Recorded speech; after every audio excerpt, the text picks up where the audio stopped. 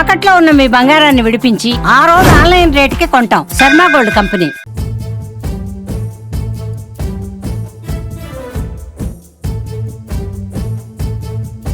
మా వైఎస్ఆర్సీపీ కుటుంబ సభ్యులు పలమేరు మున్సిపాలిటీ 23వ వార్డు మా గ్రామ దేవత అయిన మారమ్మ గుడి వచ్చి పూజలు జరుపుకోవడం జరిగింది. మాజీ ఎమ్మెల్యే వెంకటగౌడ్ గారి ఆదేశాల మేరకు పలమేరు మున్సిపాలిటీ చైర్పర్సన్ చాముండి మండి సుధా గారు, పలమేరు కన్వీనర్ హేమంత్ రెడ్డి గారి ఆధ్వర్యంలో ఈ రోజు అమ్మవారికి పూజలు జరపడం జరిగింది. ఎందుకంటే ఈ రోజుకి మా ఎంపీ మిథున్ రెడ్డి గారు 21 రోజు అక్రమ నిర్బంధనం జరిగింది. కావున ఆయనకి 12వ తేదీ బెయిల్ రావాలనేసిందన మా పలమేరు మున్సిపాలిటీ కౌన్సిలర్లు మరియు మహిళా కార్యకర్తలు, యువ నాయకులు అందరూ రావడం జరిగింది. ఆయనకి తప్పకుండా మా మారమ్మ తల్లి ఇక్కడ సత్యం మా పలమనేరులో. కావున అమ్మ తల్లి ఆశీస్సులతో ఆయనకు తప్పకుండా బెయిల్ వస్తుందని మేమందరూ ఆశిస్తున్నాం. అలాగే ఈరోజు 101 కొబ్బరికాయ అమ్మవారికి మేము కొట్టి ఆయన కుటుంబ సభ్యులు ఎల్లవేళ అమ్మవారి ఆశీస్సులు ఉండాలని కోరుకున్నాం. ఈ కార్యక్రమం ఇచ్చేసినటువంటి వైఎస్ఆర్సీపీ కుటుంబ సభ్యులకు కూడాను నమస్సులు.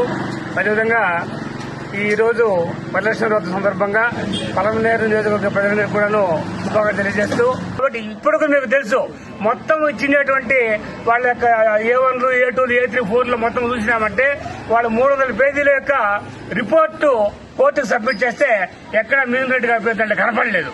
అంటే పేరు లేకుండా ఆయన అరెస్ట్ చేసి ఆయన ముద్దాయిగా చేసే పరిస్థితి వచ్చిందంటే కోర్టు కూడా పూర్తిగా అర్థమైన పరిస్థితి వస్తూ ఉంది. హైకోర్టు అంచులేసింది. చాలా వరకు ఈ కేసులో నిలబడి కాదనేటువంటి ఇచ్చింది. కాబట్టి ఖచ్చితంగా న్యాయపోరాటం చేస్తా ఉన్నారు. అందరూ కూడా జగన్మోహన్ రెడ్డి గారి యొక్క ఆశీస్సులతో మొత్తం లీగల్ వ్యవస్థ అంతా కూడాను దీనికి కృషి చేస్తా ఉంది.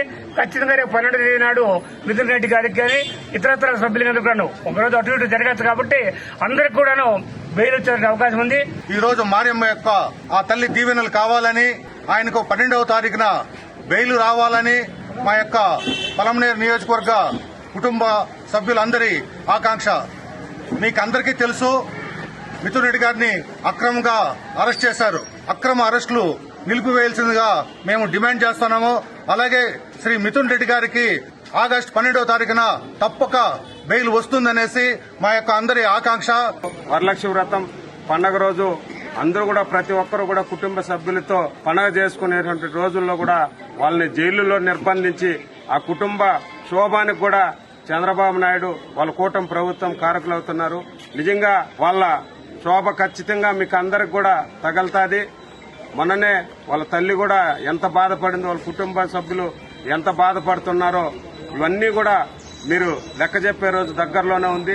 సక్రమంగా ప్రభుత్వం నడపలేనటువంటి మీకు రానున్న రోజుల్లో ఖచ్చితంగా బుద్ధి చెప్పే రోజులు వస్తాయి.